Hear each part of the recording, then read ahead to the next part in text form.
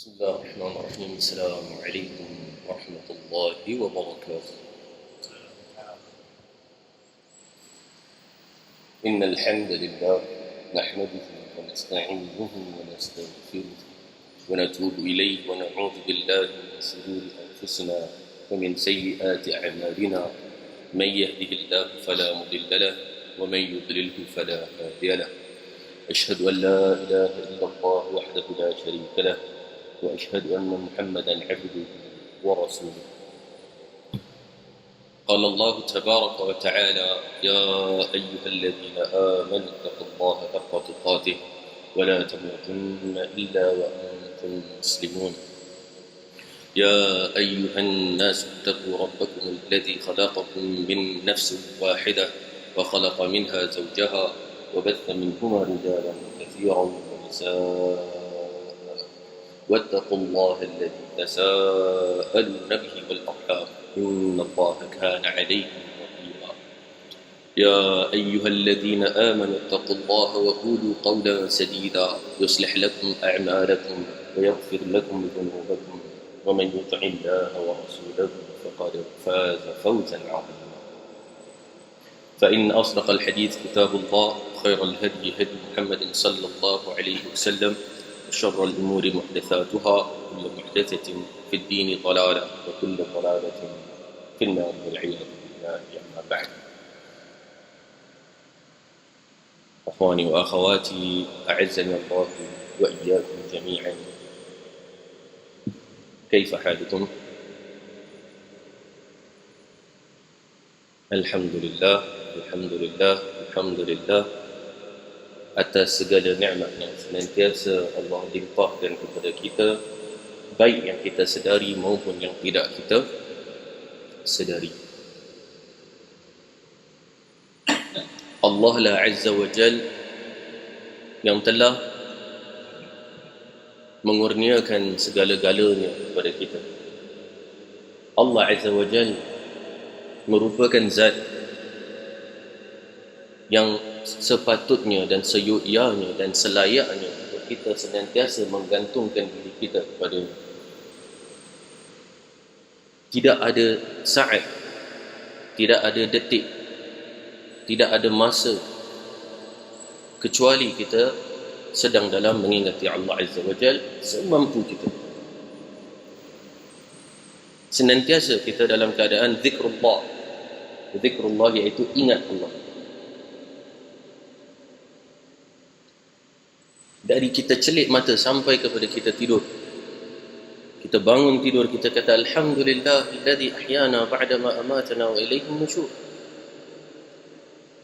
Maha suci Allah yang telah menghidupkan aku setelah mana Dia telah mematikan aku, dan kepadanya kami akan kembali. Kita nak masuk tandas alhamdulillah, kita mulakan dengan mengingat Allah. Allahumma inni a'udzubika minal khubuthi wal khaba'ith. Kita keluar ghufranak. Kita nak salat, kita ingat Allah. Kita nak makan, kita bismillah. Kita nak minum, kita bismillah. Bahkan bila kita nak keluar daripada rumah, kita kata bismillah, tawakkaltu 'ala Allah, la haula wala quwwata illa billah. Kita nak turun daripada lift, kita berdoa, subhanalladzi sakhkhara lana hadha wa ma kunna lahu muqrinin. Kerana lift merupakan kenderaan juga. Kita biasa menaiki kenderaan, kita baca subhanalladzi sakhkhara lana. Naik turun lift pun kita baca. Bahkan dikatakan juga bila kita nak mengendarai kenderaan, Ali bin Abi Talib dinukil bahwasanya beliau radhiyallahu anhu bila ingin menaiki kenderaan, ingin mengendarai, baru letak kaki, bismillah. Baru letak kaki, bismillah. Kalau kita bagaikan nak buka pintu kereta, atau baru nak menunggangi motor, bismillah. Bila dah duduk, Ali bin Abi Talib akan mengatakan alhamdulillah, syukur kepada Allah, alhamdulillah. Entah tu naik motor, entah tu naik kereta, entah tu naik apa pun. Kemudian bila nak bergerak, subhanalladzi sakhkhara lana hadha wa ma kunna lahu muqrinin. Maha suci Allah yang telah memberi kepada kita kemampuan untuk mengawal tunggangan ini. Kalau zaman dia, tunggangan ini merupakan kuda dan unta. Zaman kita, alhamdulillah, Maha suci Allah yang telah memberi kita kemampuan untuk mengawal kenderaan kita, entah itu motor kita, entah itu kereta kita. Wa ma kunna lahu muqrinin. Dan kita tidak akan mampu untuk mengawal kenderaan kita kecuali dengan izin Allah. Kesemua itu adalah dengan nikmat daripada Allah Azza wa Jalla. Dan salawat serta salam senantiasa kita panjatkan kepada junjungan besar kita Nabi Muhammad sallallahu alaihi wasallam. Hari-hari kita memperingati beliau. Hari-hari kita mengikuti dan menghidupkan sunnah-sunnah beliau sallallahu alaihi wasallam. Barang siapa yang menghidupkan sunnah-sunnah beliau, maka sesungguhnya dia mencintai beliau sallallahu alaihi wasallam. Dan beliau bersabda, barang siapa yang mencintaiku, maka dia akan berada bersamaku di syurga. Cinta kita kepada Rasul sallallahu alaihi wasallam dibuktikan dengan taatnya kita pada segala perintahnya dan bagaimana kita menjauhkan daripada segala larangannya. Cinta kita tidak tertaklukkan kepada sesebuah hari atau sesebuah bulan yang tertentu, tetapi kita mencintai beliau, kita menghidupkan sunnah-sunnah beliau day in day out, daripada 1 Muharram sampai kepada hari terakhir daripada Zulhijjah. Sepanjang tahun kita menghidupkan sunnah beliau, yang mana itu merupakan bukti cinta kita kepada beliau sallallahu alaihi wasallam pastinya. Akhwani wa akhwati azza wa iyyakum jami'an. Pastinya kita alhamdulillah banyak menuntut ilmu. Ana yakin ramai di kalangan antum yang sebenarnya lebih layak untuk duduk di tempat ini berbanding anak,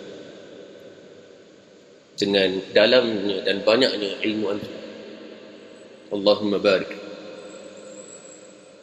Apa yang akan kita lakukan hari ini adalah kita akan merangkumi dan memberikan ringkasan bagi ilmu-ilmu yang selama ini kita mempelajari.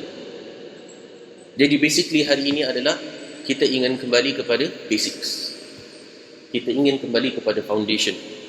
Kerana ada kalanya bila kita dah terlalu mendalami ilmu dengan berkecamuknya segala cabang yang ada, kadang-kala kita teralpakan akan fondasi asas kenapa kita menuntut ilmu tersebut.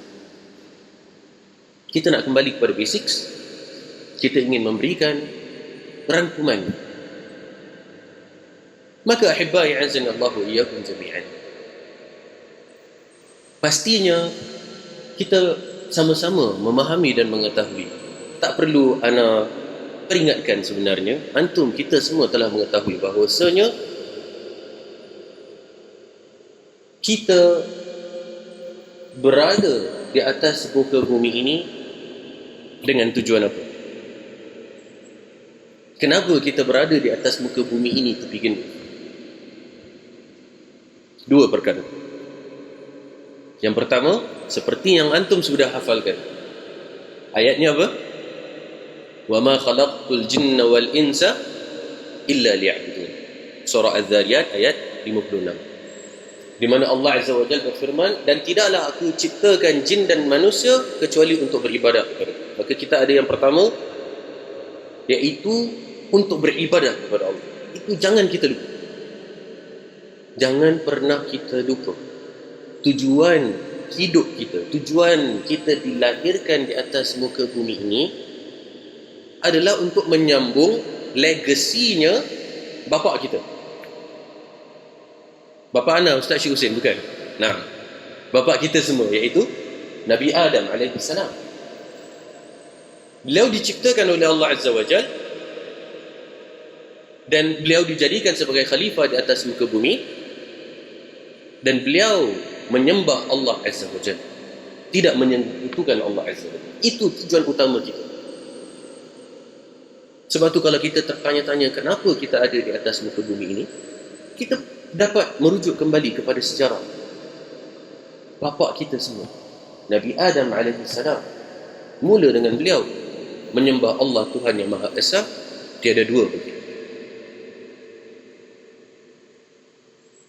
Bahagian yang kedua, kenapa kita ada dan bersama-sama di atas muka bumi ini?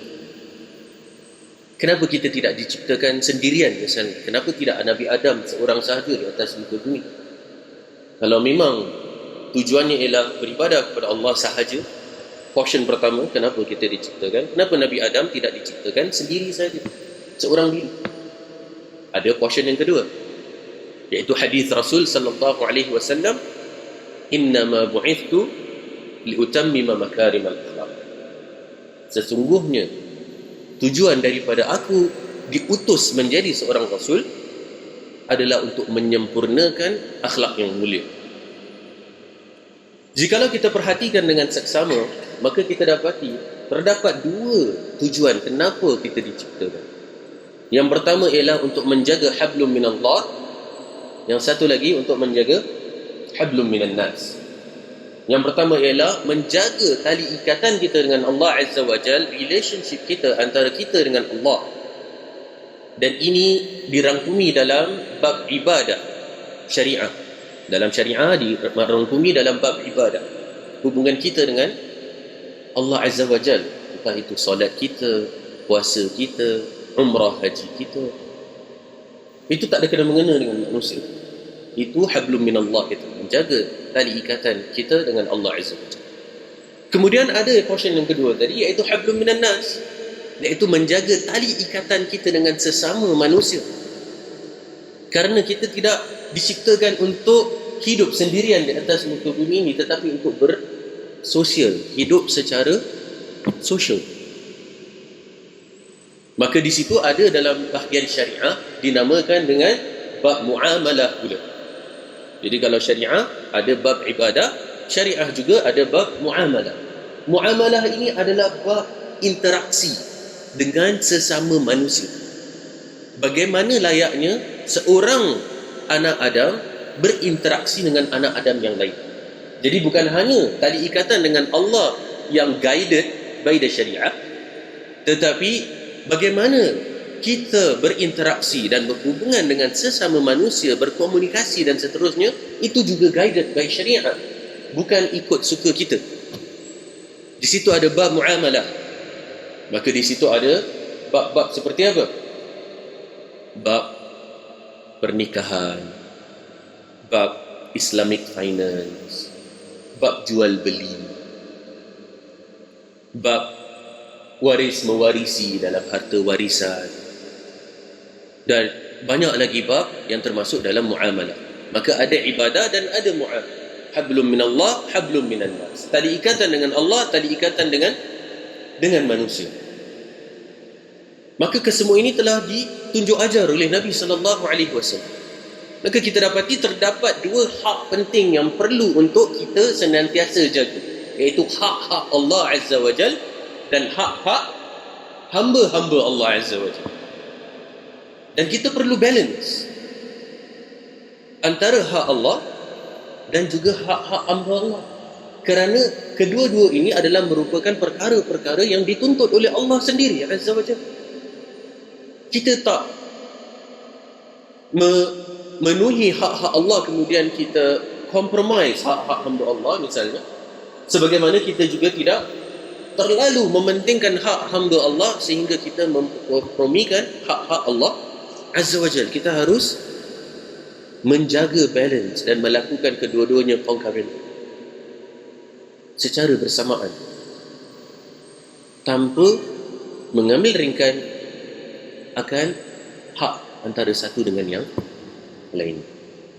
Maka bila kita telah berhasil untuk mengenal pasti, kita telah mampu untuk identify apakah tujuan dari penciptaan kita, di mana ada hak Allah dan hak hamba Allah, maka kita masuk sekarang ke dalam hak-hak Allah dahulu.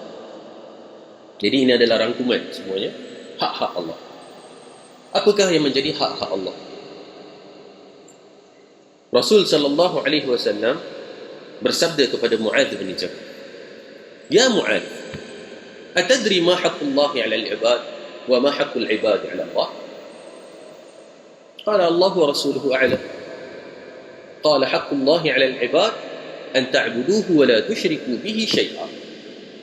Wa haqqul 'ibad 'ala Allah an la yu'adziba man la yushrika bihi syai'a. Rasul sallallahu alaihi wasallam bertanya kepada Muadz bin Jabal, "Wahai Muadz, ketahuikah akan engkau apakah itu hak-hak Allah atas hamba-hambanya dan hak-hak hamba-hambanya atas Allah Azza wa Jalla?" Dijawab oleh Muadz bin Jabal, pastinya Allah dan Rasulnya lebih mengetahui. Di sini kita dapati Muadz bin Jabal menjawab dengan apa? Allah wa rasuluhu a'lam. Ketika itu boleh, kerana Rasulullah sallallahu alaihi wasallam masih hidup. Jadi hanya untuk para sahabat mereka boleh menjawab dengan Allah wa rasuluhu a'lam. Allah dan Rasulnya sahaja yang tahu. Tapi setelah meninggalnya beliau sallallahu alaihi wasallam, bolehlah kita katakan Allah wa rasuluhu a'lam? Tak? Kita selalu kata Allahu a'lam, betul? Wallahu a'lam, wallahu a'lam. Allah yang Maha mengetahui. Itu je yang kita selalu gunakan. Jadi dikatakan oleh Muadz, Allah wa rasuluhu a'lam. Allah dan Rasulnya lebih mengetahui. Maka Rasulullah sallallahu alaihi wasallam pun menjawab, hak-hak Allah atas hamba-hambanya an ya'buduhu wa la yusyriku bihi syai'a. Untuk hamba-hamba Allah beribadah kepada Allah Azza wa Jal, menyembah Allah Azza wa Jal dan tidak menyekutukannya. Itu dia hak Allah atas hamba-hamba. Dan hak hamba-hambanya atas Allah Azza wa Jal, alla yu'adziba man la yushrika bihi syai'an.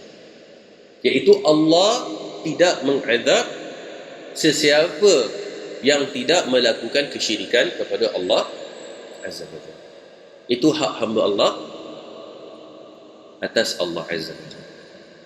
Jadi hak Allah untuk kita ibadah kepadanya, tidak melakukan kesyirikan kepadanya, tidak menyekutukannya. Hak-hak kita, iaitu Allah tidak mengazab siapa yang tidak menyekutukannya. Maka dalam hadis ini kita dapati terdapat 3 perkara. Poin-poin penting daripada hadis ini ada 3 perkara. Yang pertama adalah tauhid kepada Allah Azza wa Jalla. Yang kedua adalah tidak melakukan syirik kepada Allah Azza wa Jalla. Dan yang ketiga adalah hak hamba Allah ke atas Allah. Dari hadis ini. Jadi kita masih dalam bab hak-hak Allah. Ada 3 benda tadi. Yang pertama adalah untuk kita bertauhid kepada Allah Azza wa Jalla. Dan tauhid ini kita pecahkan lagi. Terdapat 3 perkara yang perlu kita titik beratkan. Iaitu kita menjaga tauhid rububiyah kepada Allah, kita menjaga tauhid uluhiyah kepada Allah, dan kita menjaga tauhid asma' wa sifatnya Allah Azza wa Jalla. Tauhid rububiyahnya Allah, dan ketiga-tiga tauhid ini yang biasa kita dengar, biasa kita belajar, tentunya ada banyak dalil. Ada banyak dalil. Kalau antum buka mana-mana kitab yang berbicara tentang tauhid, tentang akidah, kita akan dapati banyak dalil. Kadang-kadang kita sampai confused, tak tahu nak hafal dalil yang mana. Maka ketahuilah bahawasanya ketiga-tiga jenis tauhid itu sebenarnya ketiga-tiganya terangkumi di dalam surah Al-Fatihah. Dan pastinya setiap satu daripada kita hafal surah Al-Fatihah. Jadi senang. Kalau kita nak tahu dalilnya, kalau kita nak kongsikan dengan ahli keluarga kita, kita nak kongsikan dengan sahabat handal, kita hafal surah Al-Fatihah. Ketiga-tiga jenis tauhid ini ada dalam surah Al-Fatihah. Maka yang pertama adalah menjaga tauhid rububiyahnya Allah Azza wa Jalla.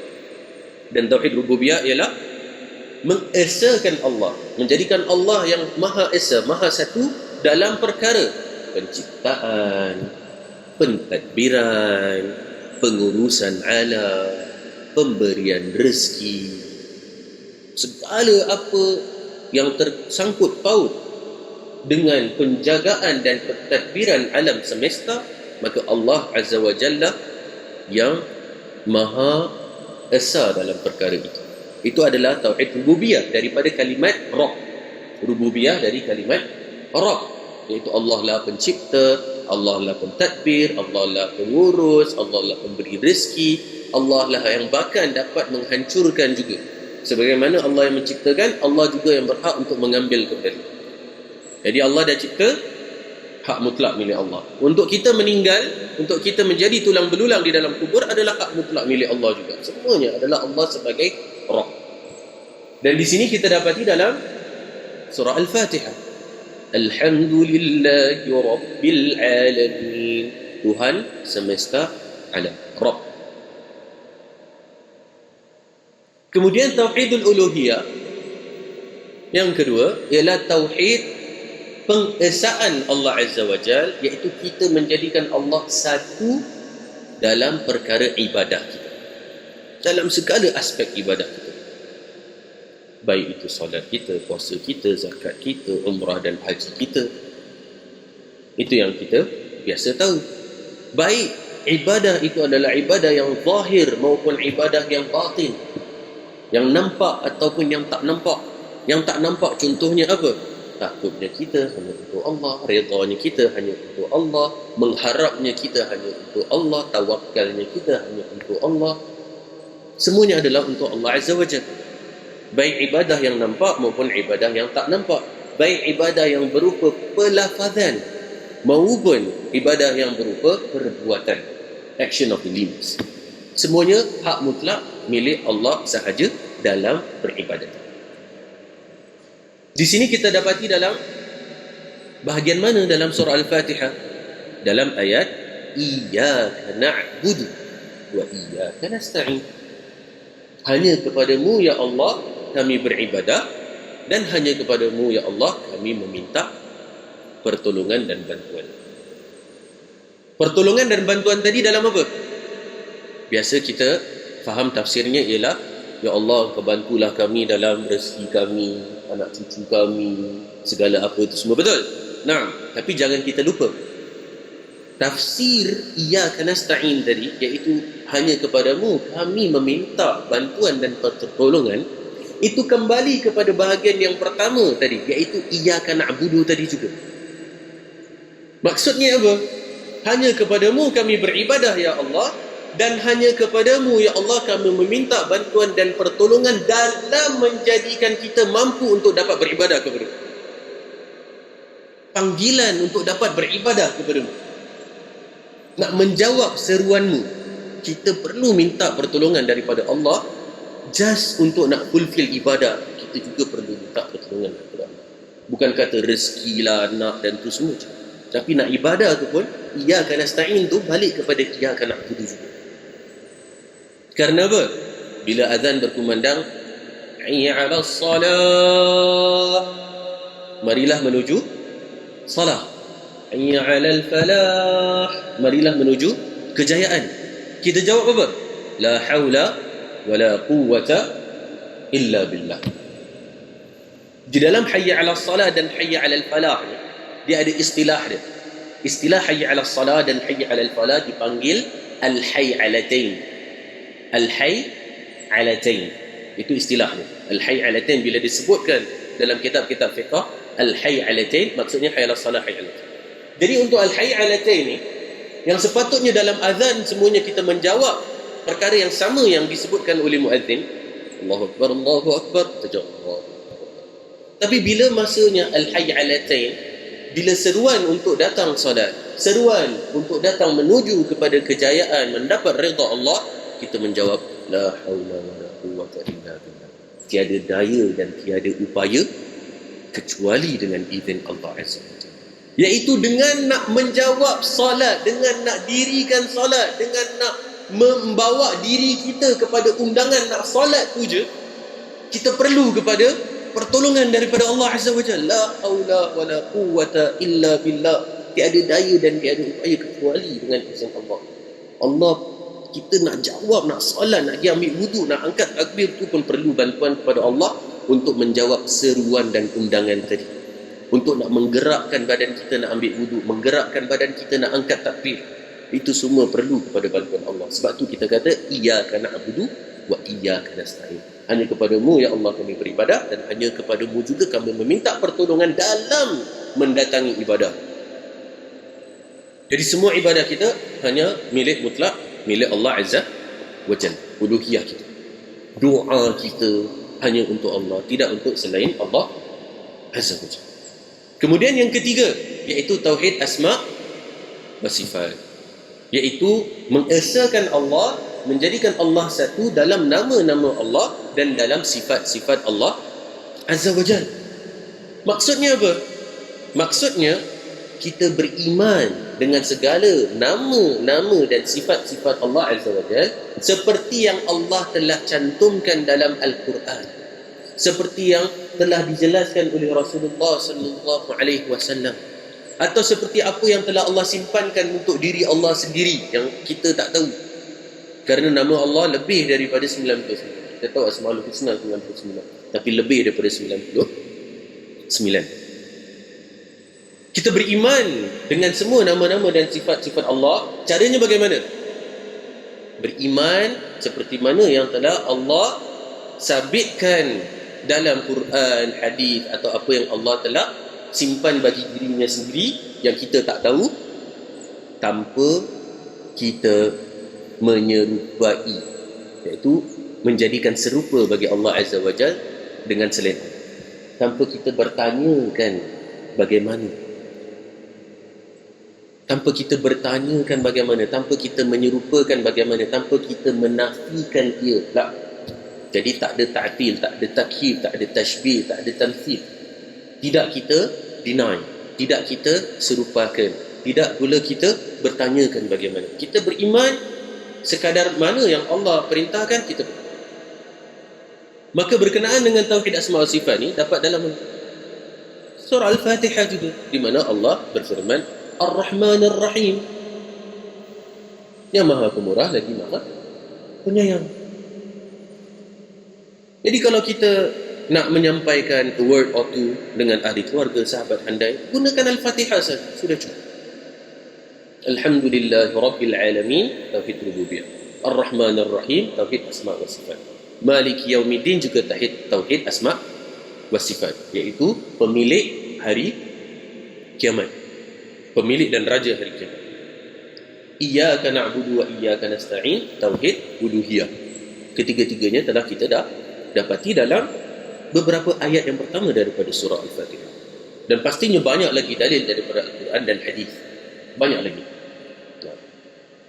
Jadi itu adalah bahagian pertama daripada hadis tadi, iaitu tauhid kepada Allah Azza wa Jalla.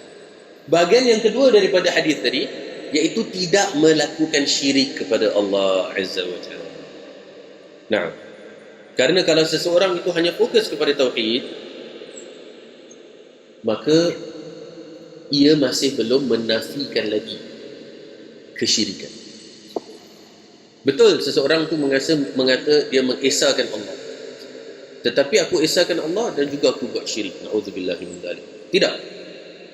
Mengesahkan Allah dan menjauhi kesyirikan, tidak menyekutukan Allah. Berapa ramai daripada orang yang mengaku melakukan tauhid tapi bersyirik kepada Allah juga. Jadi hanya tauhid saja tak cukup, perlu untuk menjauhi kesyirikan. Siapa yang tidak mempelajari syirik, maka belum sempurna keimanannya. Bukanlah kita kata mempelajari kesyirikan ialah untuk melakukannya, tetapi mempelajari kesyirikan ialah untuk menjauhinya, supaya kita tidak terjerumus di dalam perkara-perkara yang baik kita ketahui maupun kita tak ketahui. Mungkin kita melakukan ketauhidan, mungkin kita mengatakan saya Muslim dan seterusnya, tapi tanpa sedar, bila kita tak belajar syirik, kita tak tahu bahawasanya jimat, tangkal ni semua tak boleh. Berapa ramai orang Muslim yang hari ni masih menggantung tangkal di pintu rumahnya? Betul tak? Pasal dia duduk belajar tauhid, tak belajar syirik. Dia tak tahu syirik tu apa. Bukanlah kita belajar syirik untuk melakukannya, tetapi kita mempelajari syirik supaya kita tidak terjerumus di dalamnya. Dan berkenaan dengan menjauhi syirik, Allah Subhanahu wa taala berfirman dalam surah An-Nahl ayat 36, "Walaqad ba'athna fi kulli ummatin rasulan an i'budullaha wajtanibut taghut." Di sini kita dapati di mana Allah Azza wa Jalla berfirman, dan telah kami utus seorang rasul bagi setiap puak manusia, iaitu beribadah kepada Allah, iaitu menyeru untuk beribadah kepada Allah dan menjauhi kesyirikan. Beberapa faedah daripada ayat ini, An-Nahl 36, kita dapati bahawasanya Allah Azza wa Jalla berfirman, Allah telah mengirim rasul bagi setiap nation, bagi setiap kaum dan puak manusia. Itu yang pertama. Yang kedua, bahawasanya the message, risalah yang dibawa oleh rasul-rasul ni semua adalah risalah yang sama daripada rasul pertama sampailah kepada rasul yang terakhir, tak ada beza. Daripada yang pertama Nabi Nuh alaihi salam, teruslah turun kepada entah itu Nabi Ibrahim, Nabi Ishaq, Nabi Ya'qub, Nabi Yusuf, Nabi Ismail, Nabi Musa, Nabi Isa, Nabi Muhammad sallallahu alaihi wasallam. Semuanya adalah merupakan risalah yang sama, tak ada beza. Apa dia? Menyeru untuk beribadah kepada Allah. Ani'budullah. Apakah ayatnya berhenti di situ? Iaitu semua rasul hanya menyeru kepada ibadah kepada Allah. Marilah bertauhid, marilah bertauhid, marilah bertauhid. Itu saja cukup kat situ? Tak. Ayatnya tak habis di situ. If tauhid was the only thing, then the ayah would have stopped there. Ani'budullah. Walaqad ba'athna fi kulli ummatin rasul an i'budullah. Tapi tak, ayatnya tak habis di situ. Ada wajtanibut taghut, dan untuk menyeru agar menjauhi daripada peribadatan kepada selain Allah Azza wa Jalla. Jadi dua. Maka kita katakan it was the same message from day one. Semua rasul yang sama, message yang sama. Ibadah Allah, jauhi syirik. Ibadah Allah, jauhi taghut. Ibadah Allah, jauhi sesembahan selain Allah. Sekarang beza dia dekat mana?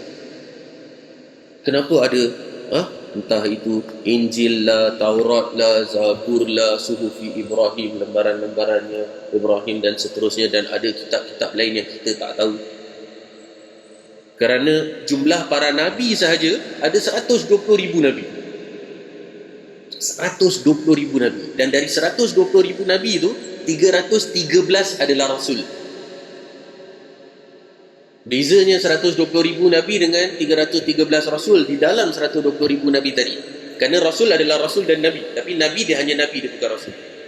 Beza nabi dan rasul, rasul dia dapat kitab, dia dapat wahyu, dan nabi hanya menyambung legasi rasul sebelum itu je. Dia tak dapat wahyu baru, dia tak dapat kitab baru. Dia tak dapat kitab baru. Jadi 120,000 nabi, ada 313 rasul. Yang made known to us, yang kita tahu cuma 25 nabi lah. Yang lain tu Allah simpan ilmunya untuk diri Allah sendiri, tidak dikhabarkan walau kepada Nabi sallallahu alaihi wasallam. Itu ilmu ghaib. Baik, dan 313 rasul tadi ada kitab-kitab. Setiap rasul ada kitab. Maka apa yang menjadi pembeza antara kitab-kitab ni? Kalau kita kata message-nya has been the same message, iaitu sembah Allah, jangan buat syirik. Yang membezakan antara kesemua para rasul dengan semua nabi, dengan risalah yang mereka bawa, adalah syariat. Yang tadi kita cakap ibadah dan muamalah. Maksudnya apa? Dalam cara melakukan ibadahnya tu itself. Itu je yang berbeza. Setiap zaman tu ada peribadatan yang khusus bagi mereka. Ada hukum halal haram yang khusus bagi mereka. Jadi bila datang a New Testament, ada amendment. Datang kitab baru, ada amendment. Ada kitab baru, ada amendment. Dari segi apa? Hanya dari segi syariah saja. Cara peribadatan, halal haram, bentuk gaya ibadah, Itu je yang beza. Tapi the message of aqidah has been the same message. The message of tauhid has been the same message. Iaitu ibadah Allah, jauhi tauhid. Itu daripada ayat tadinya Allah firmankan dalam An-Nahl 36.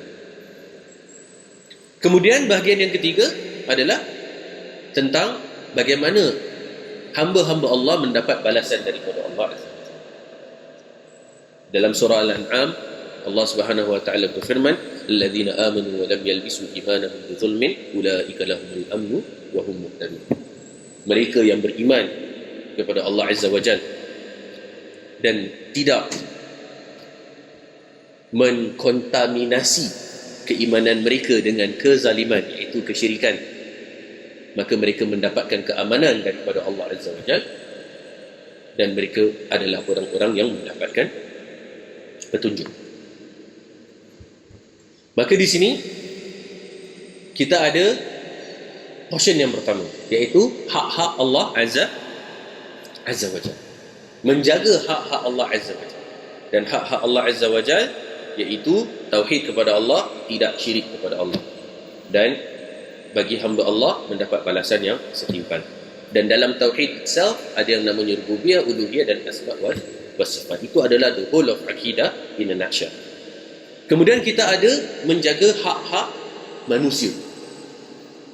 Dan pastinya menjaga hak manusia ni ada banyak sekali scope, banyak sekali areas and fields yang perlu untuk kita titik beratkan. Dan yang paling utama ialah makarimul akhlak tadi, iaitu untuk mendapat akhlak yang mulia.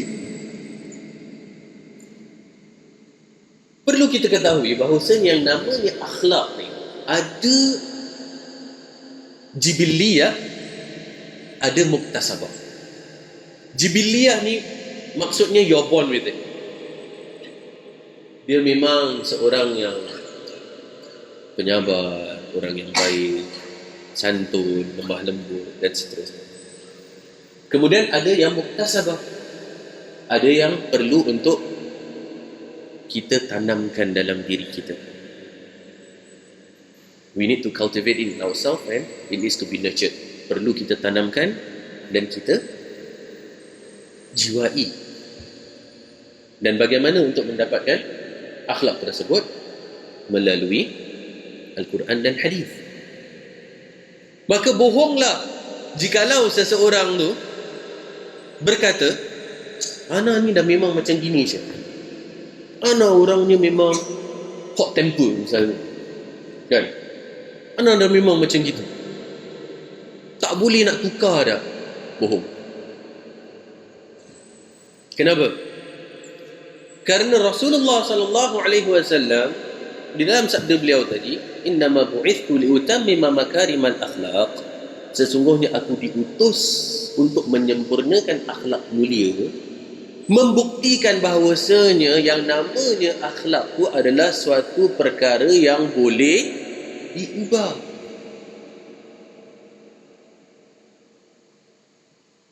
Akhlak itu adalah suatu perkara yang boleh diubah, boleh kita belajar, boleh kita tanamkan. Kita tak boleh berjustifikasi dengan mengatakan secara complacent dan secara taking things for granted, ana dah memang macam itu. Tak boleh. Kalau tak, pengutusan Rasul sallallahu alaihi wasallam would have been redundant then. Kalau memang akhlak tu adalah perkara yang tak boleh diubah, dan kenapa Rasulullah diutus untuk menyempurnakan akhlak mulia? Syarah hadis tadi itu, commentary on the hadis, menyatakan bahawasanya ini adalah bukti bahawasanya akhlak itu boleh ditanamkan. Maka sayang kalau kita yang sebelum ini misalnya belum kenal sunnah, dah kenal sunnah, alhamdulillah. Kemudian bila dah kenal sunnah, ada yang dah kenal sunnah berapa? 3 tahun, 5 tahun, 10 tahun, 20 tahun, 30 tahun, tapi akhlak kita gitu-gitu juga. Mana sunnah kita dalam mengikuti akhlaknya Nabi sallallahu alaihi wasallam? Kalau kita benar-benar orang yang mengklaim bahawasanya kita adalah orang-orang yang ikut sunnah, Akhlak itu adalah suatu perkara yang boleh ditanamkan dan boleh dibentuk. Boleh dibentuk.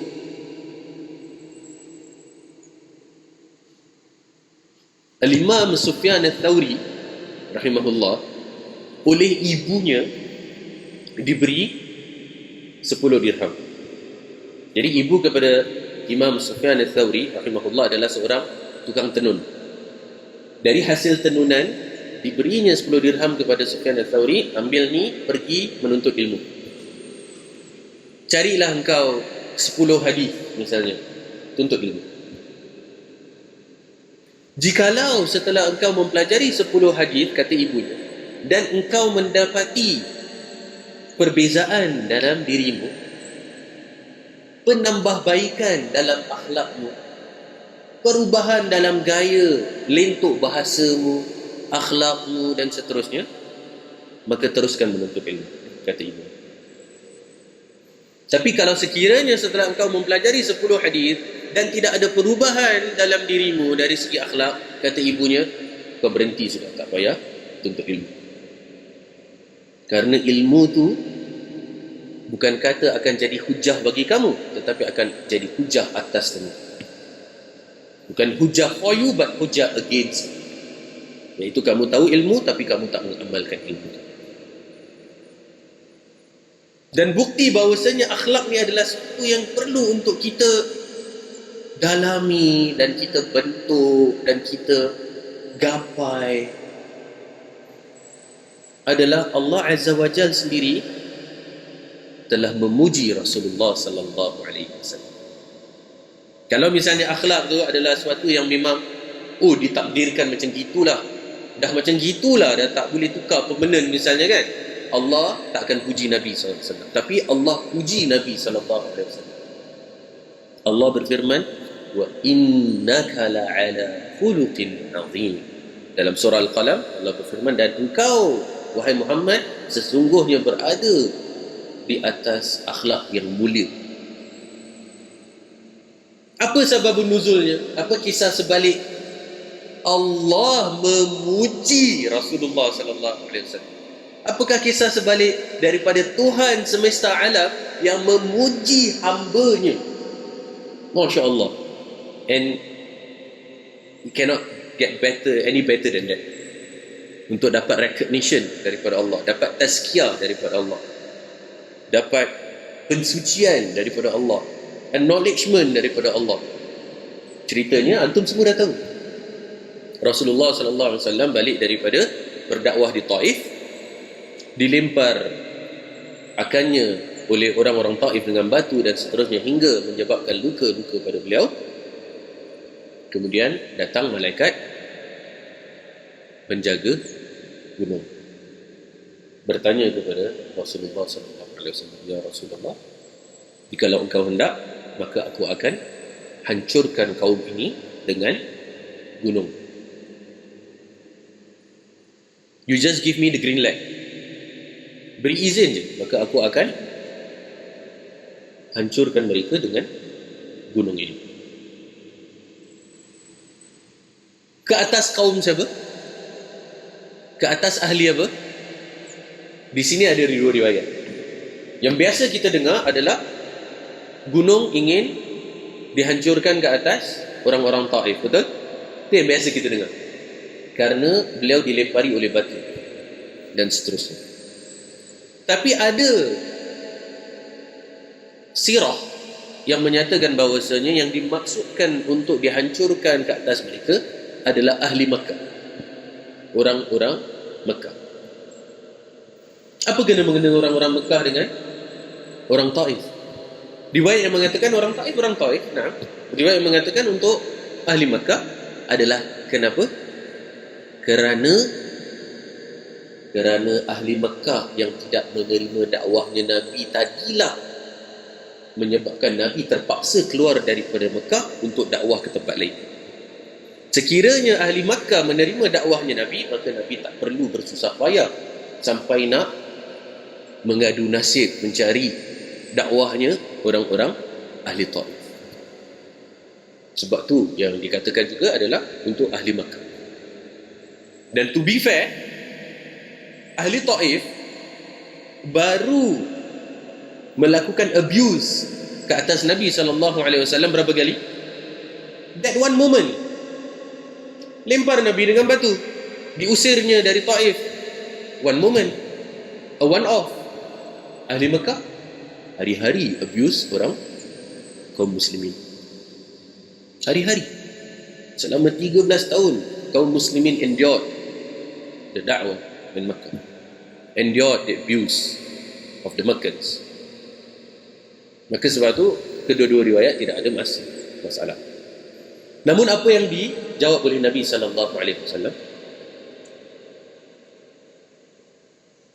Beliau menjawab, tidak, karena mereka adalah orang-orang yang tidak mengetahui. Mereka adalah orang-orang yang tidak mengetahui. Qaumun la ya'lamun. Mereka tak tahu. Itu bagaimana syafaqahnya, rahmahnya beliau sallallahu alaihi wasallam. Kasih sayangnya beliau kepada umat beliau sallallahu alaihi wasallam. Jikalau beliau nak berdendam, beliau akan mengambil all the opportunity yang ada. Ini tak kena je terus, ini tak kena je terus. Tak, tapi beliau mengatakan innahum qaumun la ya'lamun.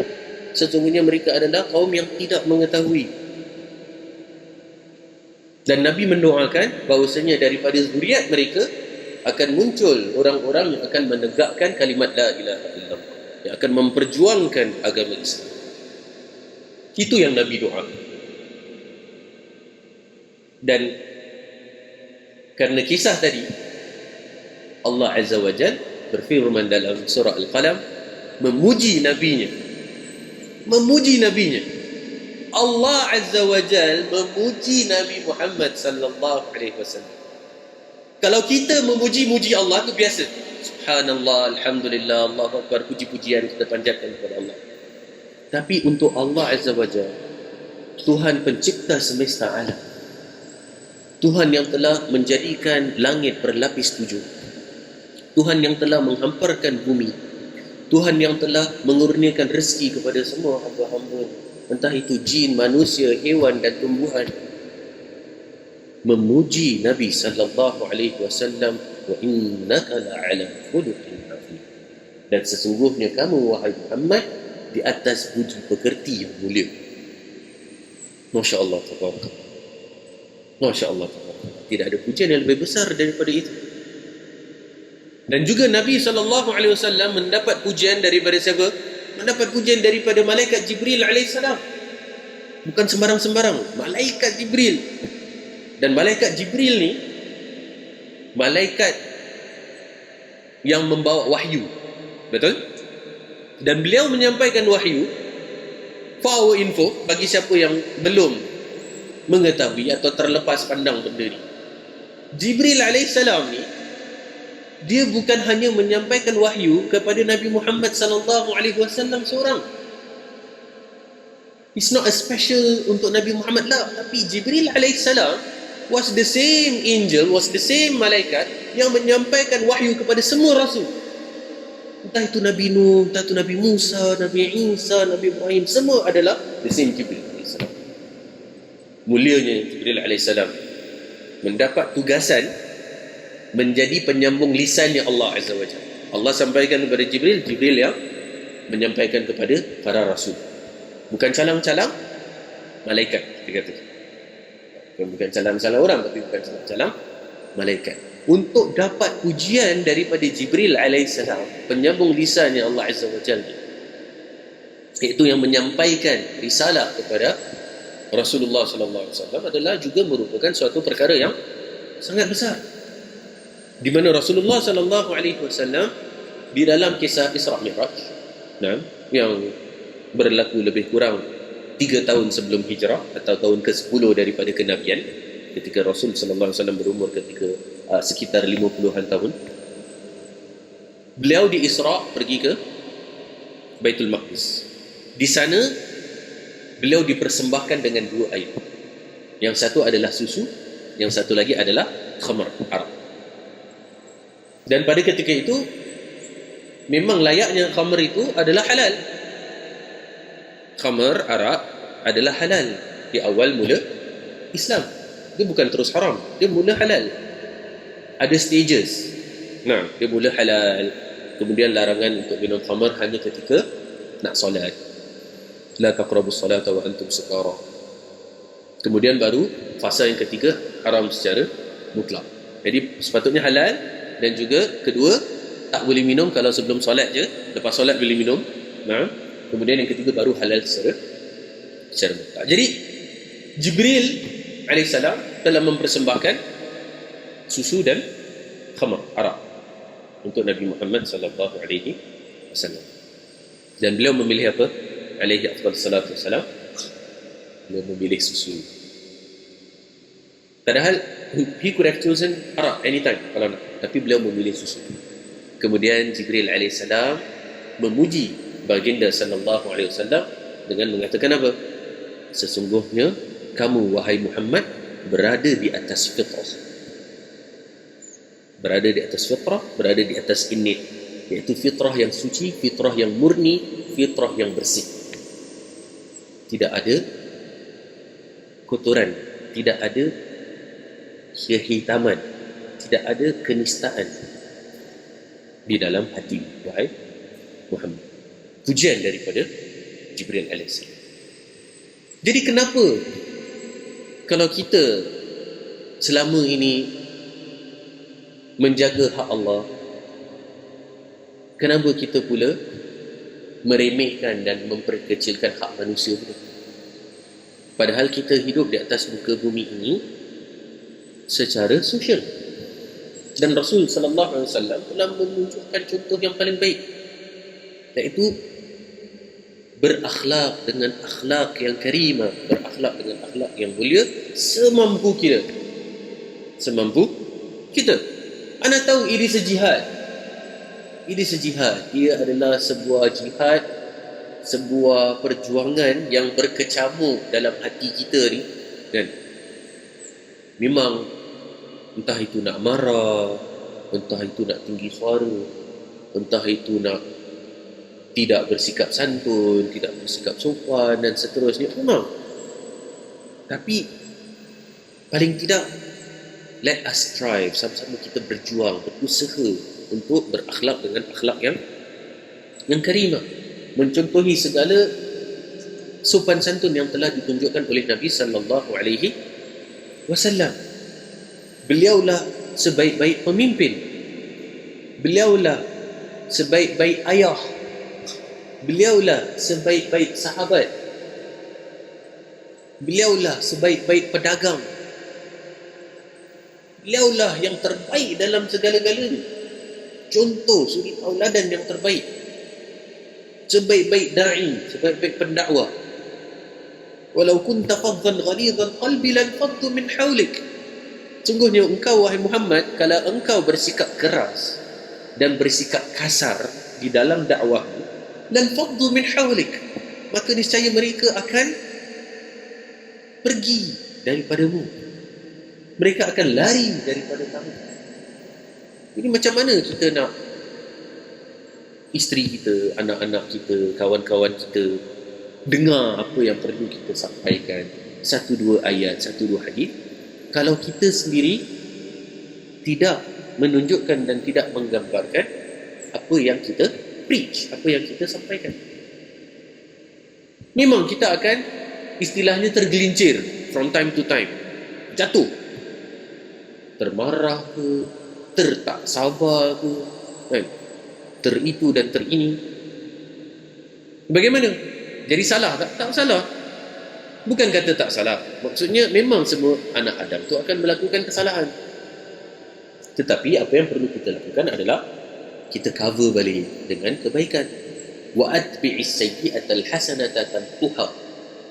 Dan ikutkan segala keburukan dengan kebaikan yang menghapusnya. Jadi Rasul sallallahu alaihi wasallam tidak pernah deny bahawasanya anak Adam akan buat kesilapan. Rasul tak expect kita untuk menjadi bagaikan malaikat yang tidak melakukan kesalahan sama sekali. Tak. Rasul tahu anak Adam akan marah, akan tergelincir dan seterusnya. Tapi paling tidak ikutkan, follow up a bad deed with a good deed, with a righteous deed, that erases it. Kullu bani Adam khata' wa khairul khata'in at-tawwabun. Semua anak Adam melakukan kesalahan. Dan sebaik-baik yang melakukan kesalahan adalah mereka yang bertaubat. Jadi kita jangan pula cakap dengan orang-orang yang mengajak kepada kebaikan. Oh, dia cakap je macam ini, tapi dia sendiri ada buat salah. Kemudian kita pangkau orang tu misalnya. Tak. Semua orang buat salah. Semua orang buat salah. Tapi yang sebaik-baik orang yang buat salah apa? Yang bertaubat, yang repent, yang kembali kepada Allah Azza wa Jalla. Jadi kita berusaha sebaik kita untuk berakhlak dengan akhlak yang mulia, untuk demi menjaga hablul minan nas, menjaga tali ikatan hubungan baik dengan manusia. Rasul sallallahu alaihi wasallam pernah approached, didatangi oleh seorang yang bertanya, "Ya Rasulullah, ausini, berilah wasiat kepada kita, berilah nasihat kepada kita." Jadi Rasul sallallahu alaihi wasallam ni adalah seorang dai yang peka. Beliau tahu setiap orang yang bertanya tu ada keperluan yang berkesesuaian dengan orang. Sebab tu jawapannya Rasul sallallahu alaihi wasallam berbeza dari satu masa kepada satu masa yang lain. Ini dipanggil dengan the art of mura'atu ahwalil mukhatabin, iaitu taking consideration of the audiences. Jadi audience yang datang ni, dia tahu sallallahu alaihi wasallam apa yang diperlukan oleh orang. Jadi ada satu hamba Allah, dia datang, "Ya Rasulullah, beri aku nasihat, beri aku wasiat." Rasulullah kata, "La taghdab, jangan engkau marah." Tu je. Let's start with that. Tak payah banyak-banyak. Orang ni pun, "Ya Rasulullah, ansihni, beri aku nasihat." La taghdab, jangan marah. "Ya Rasulullah, ansihni, ya Rasulullah, beri aku nasihat." La taghdab, jangan kau marah. 3 kali dia ulang, 3 kali Nabi cakap dengan dia, "Jangan kau marah." Tu je. Rasa orang tu ada kemungkinan Rasulullah sallallahu alaihi wasallam mengetahui bahawa orang tu adalah seorang yang hot tempered person. Maka let's work on that first. Datang. Okay? Jangan banyak-banyak. Nanti orang Indonesia kata apa? Entar nanti jadinya kewalahan. Kewalahan tu maksudnya apa? Tak boleh nak handle, tak boleh nak cope. Jadi address one issue at a time. Build on it slowly. Kalau kita sebelum ni orang yang degil, orang pemarah, orang yang apa, kita bentuk diri kita, kita latih diri kita untuk pandai mengawal emosi. Tak nak ke kita dijanjikan oleh Rasul sallallahu alaihi wasallam dengan syurga yang paling tinggi, atau syurga yang rumah di tengah-tengah syurga. Rumah di tengah-tengah syurga. Rasul sallallahu alaihi wasallam menyebutkan, "Wa ana za'imun bi baitin fi wasatil jannah liman hasuna khuluq." Dan aku akan menjamin rumah di tengah-tengah syurga bagi seseorang yang akhlaknya baik. Jadi sama-samalah kita bina dan bentuk. Jadi secara rangkuman, ringkasan, kita berada di atas muka bumi ini untuk menjaga hablum minallah dan hablum minan nas. Menjaga tali ikatan hubungan baik dengan Allah, menjaga tali ikatan hubungan baik dengan manusia. Kita menjaga hak-hak Allah, kita menjaga hak-hak manusia. Di dalam hak-hak Allah, kita menjaga hak Allah berupa yang pertama tauhid. Dan tauhid itu ada rububiyahnya, iaitu Allah lah Maha Pencipta dan pentadbir segalanya.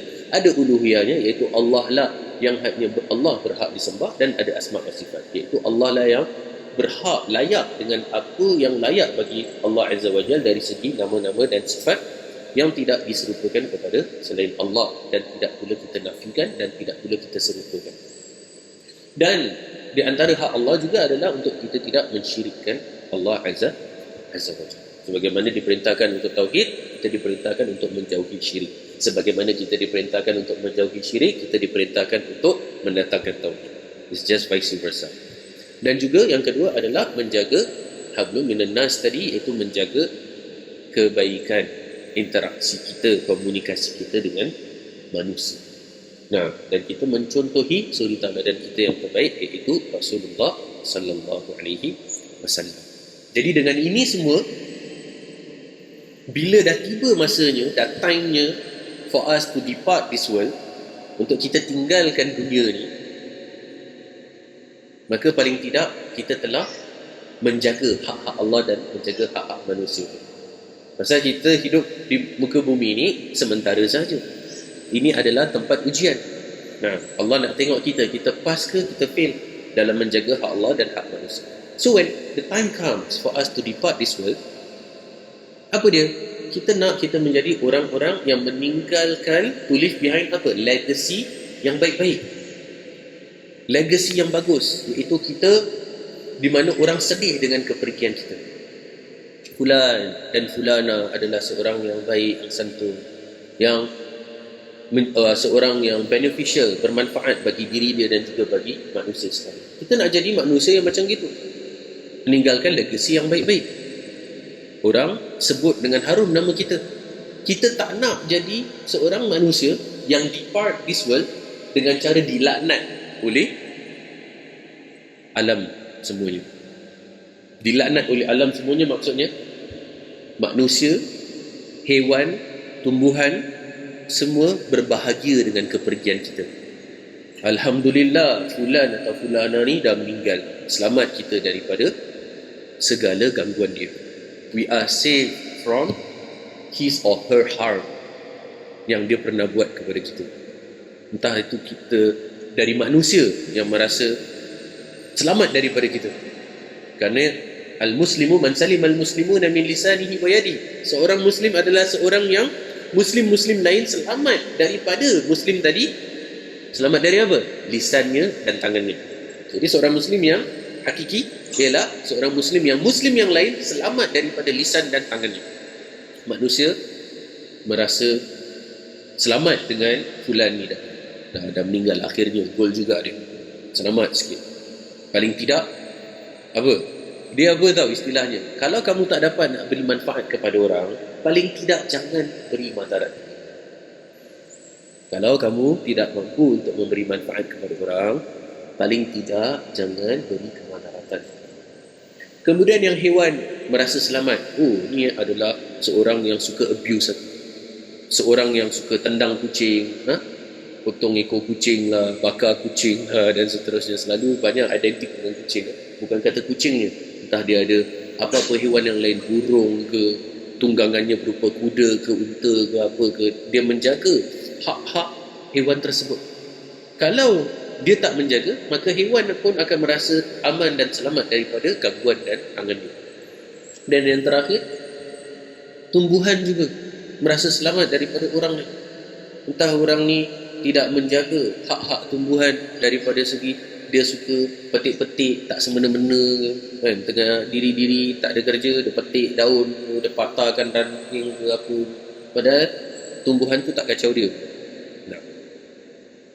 Jadi we want to depart this world dalam keadaan leaving behind a legacy di mana kita meninggalkan alam ini dalam keadaan yang baik-baik, bukan dalam keadaan dilaknat and being cursed, and manusia, hewan dan tumbuhan merasa aman dengan perginya kita. Aqulu qawli hadha wa astaghfirullah li wa lakum. Mungkin kalau ada sedikit tambahan, komentar, ta'liq dan soalan misalnya, boleh berkongsi jika ada. Ayuh.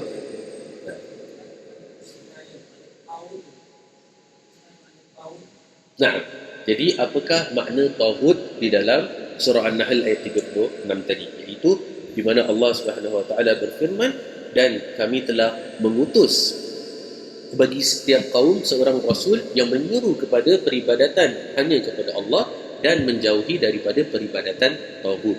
Jadi yang namanya tauhid ni adalah sinonim atau muradif atau kata lain dengan syirik. Dia nama dia tauhid. Jadi tauhid ni secara umum dia adalah sesembahan selain Allah. Entah itu berupa berhala, entah itu berupa pepohonan, berupa batu, berupa alam seperti angin, api, air. Kerana ada mereka-mereka yang menyembah alam. Nah, orang Majusi sembah api misalnya. Nah, kan? Dan orang pantai selatan di Indonesia misalnya, kalau antum biasa dengar ada namanya Nyi Roro Kidul. Nyi Roro Kidul ni adalah the goddess of pantai selatan of Indonesia. Jadi apa mereka lakukan adalah mereka menyiapkan sesajen. Sesajen ni adalah offering. Mereka sembelih kerbau, dahlah sembelih untuk selain Allah, kemudian lepaskan dekat laut untuk Nyi Roro Kidul, supaya Nyi Roro Kidul ni menjaga keamanan para nelayan, supaya mendatangkan ikan yang banyak dan seterusnya.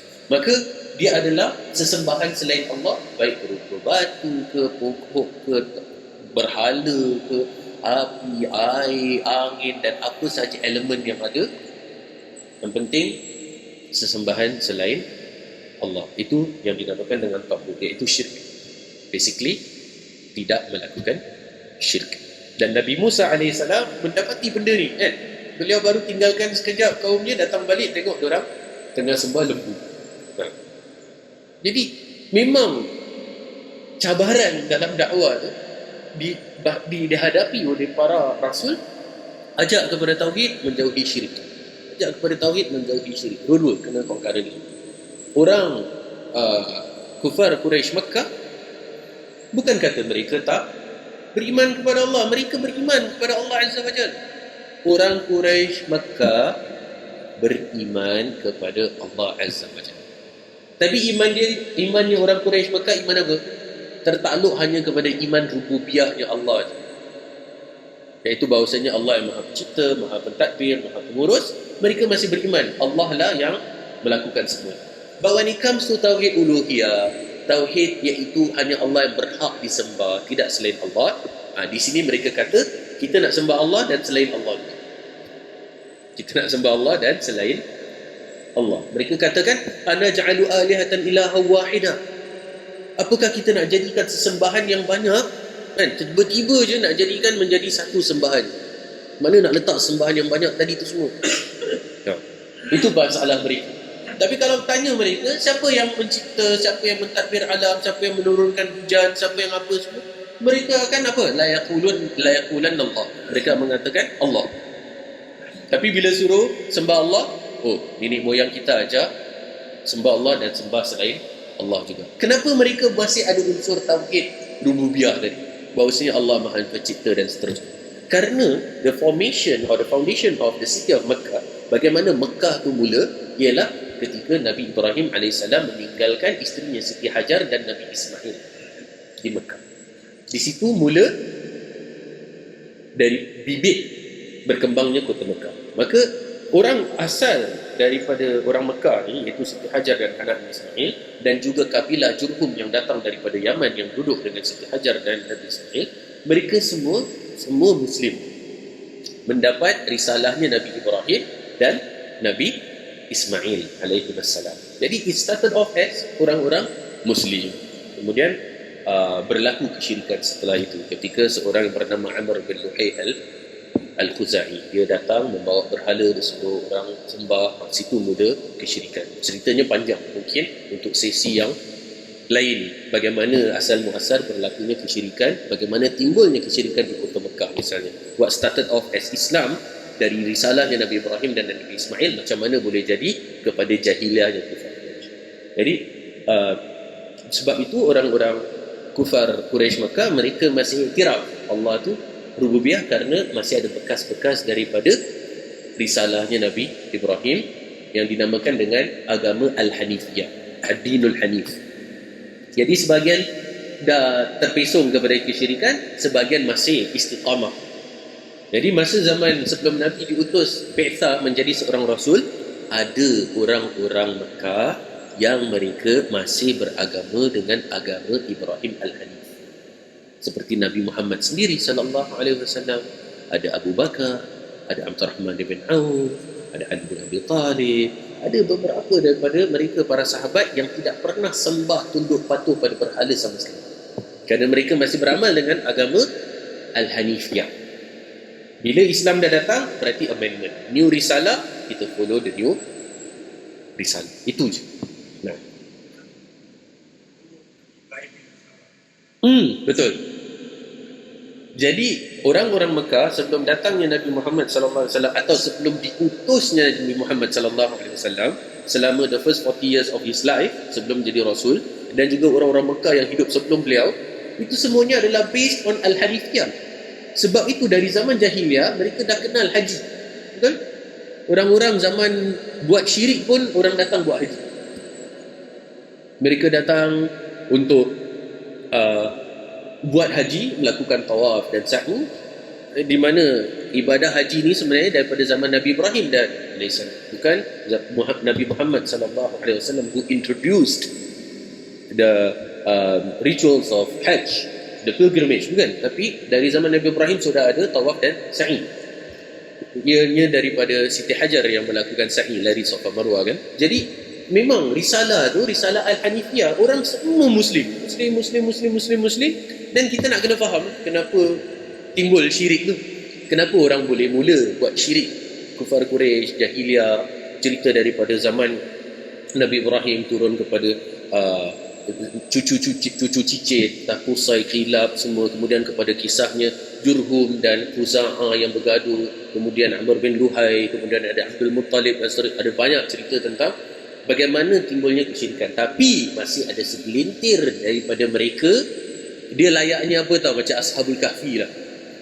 Ada segelintir yang masih berpegang dengan agama Ibrahim Al-Hanif, masih di atas kesucian dan kemurnian akidah sembah kepada Allah dengan beribadah kepada Allah. Sebab tu Nabi Muhammad sallallahu alaihi wasallam ketika beliau beriktikaf di Gua Hira, kan, sebelum beliau menjadi rasul, beliau dah mula beriktikaf, menyendiri di Gua Hira. Beliau beribadah kepada Allah dengan ritual ibadahnya Nabi Ibrahim, dengan syariatnya Nabi Ibrahim. Entah bagaimana caranya syariatnya Nabi Ibrahim, itulah dia. Nah, sebab tu kita kata risalah tauhid sama, syariat yang berbeza. So beliau masih sallallahu alaihi wasallam beribadah dengan cara syariatnya Nabi Ibrahim, dengan akidah tauhid yang sama. Tapi beliau sendiri telah mendapat wahyu. Beliau sendiri telah mendapat akidah, message, along with the new syariah. Beliau mengamalkan syariat yang baru. Itu saja yang berbeza, iaitu cara amalan. Apa yang halal, apa yang haram, itu yang berbeza. Wallah. Jadi kalau nak, mungkin ada kedepannya kita boleh bercerita bagaimana timbul asal muasalnya kesyirikan di Jazirah Arab, lebih khususnya di Mekah, yang di mana asalnya adalah negara atau kota yang tunduk patuh kepada Allah sahaja melalui risalahnya Nabi Ibrahim dan Nabi Ismail alaihi wassalam. Nah, ada taklik lagi yang lain? Nah, kalau tadi yang tunjukkan takut sesuatu yang disembah selain Allah, bagaimana dengan mereka yang menyembah Nabi Isa? Takkan kita nak cakap Nabi Isa takut? Nah, jadi kalau berkenaan dengan sesembahan selain daripada Allah, kemudian Nabi Isa AS yang disembah oleh orang-orang yang menyembah beliau, yang menganggap beliau sebagai anak Tuhan, bagaimana pula apakah dikatakan bahawasanya Nabi Isa kemudian adalah taghut? Nah, tidak. Taghut ini adalah apa yang diklaim oleh orang yang menyembah, bukan klaim orang atau benda yang disembah. Nah, jadi apa yang merupakan keyakinan dan klaim dari penyembah, bukan yang disembah. Bahkan Nabi Isa AS dalam Quran disebut, ditanya oleh Allah Azza wa Jalla, wahai Isa, apakah engkau telah memerintahkan manusia untuk beribadah kepada engkau, iaitu kepada selain aku? Jadi Nabi Isa menjawab alaihi salam, tidak, na'am, tetapi mereka yang menyembahmu atas menyembahku atas diri mereka sendiri. Jadi ia perlu kepada redha yang disembah untuk disembah, baru dia menjadi taghut. Dia sendiri jadi taghut, iaitu redhanya yang disembah untuk disembah. Jadi kalau misalnya adalah orang alim, orang soleh misalnya, kemudian dia disanjung dengan mulia dan bahkan sampai kepada tahap seperti disembah oleh Allah. Bagaimana disembah oleh Allah? Bagaimana apa yang disebutkan oleh Nabi sallallahu alaihi wasallam, ittakhadhu ahbarahum wa rubbanahum arbaba min dunillah, iaitu mereka mengambil priest mereka, father mereka sebagai Tuhan selain Allah. Apa dia?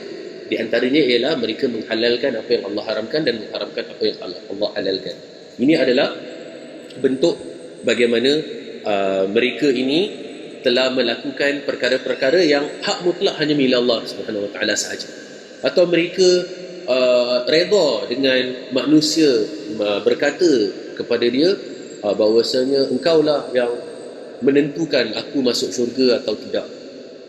Pasal ada misalnya wali-wali yang masih hidup yang mengatakan ambillah this visa from me. Okay, visa ni kalau kamu bawa, kamu ditanam bersamamu, maka kamu akan masuk syurga confirm. Selagi mana kamu pegang visa ni bersamamu, kerana dia telah memberikan endorsement. Jadi adapun mereka yang tidak redha untuk disembah selain Allah, mereka tidak redha, tidak mengaku dan tidak mengiktiraf bahawasanya mereka adalah yang layak untuk disembah, maka mereka bukan tauhid in themselves, seperti Nabi Isa AS ke, seperti misalnya Syekh Abdul Qadir Al-Jailani misalnya. Beliau adalah seorang orang yang soleh, yang mana beliau tidak menyeru manusia untuk menyembah beliau.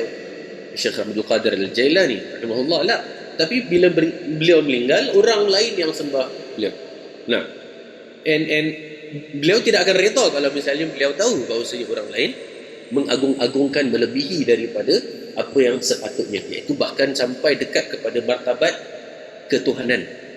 Seperti mereka mengatakan, bila hujan, ini adalah Syekh Abdul Qadir Al-Jailani sedang menangis kerana dia bersedih dengan manusia yang melakukan dosa.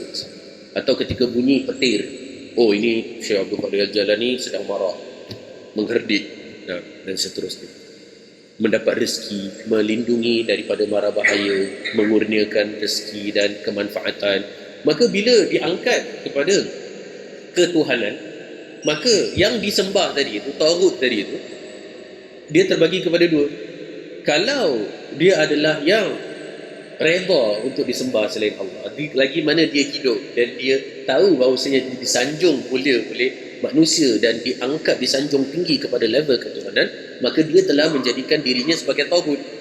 Tapi kalau yang bukan atas redha dia tak tahu menahu pun manusia mengambil dia sebagai tauhid, maka dia berlepas diri daripada apa yang manusia lakukan setelah sepeninggalannya dia. Wallahu a'lam.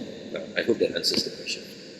Jadi perlu kepada redha si disembah tadi, apakah dia redha untuk nak ditauhidkan atau tak. Wallahu a'lam. Sekiranya ada tambahan lagi, aqulu qawli hadha wa astaghfirullah li wa lakum wa subhanakallahumma rabbana wa bihamdika asyhadu an la ilaha illa anta astaghfiruka wa atubu ilaik. Apa yang disampaikan sebenarnya adalah hak mutlak ilmu milik Allah Azza wa Jalla semata, dan apa yang merupakan kekurangan dan kesilapan dan kealpaan adalah daripada diri ana sendiri. Wabillahi taufiq hidayah. Wassalamualaikum warahmatullahi wabarakatuh.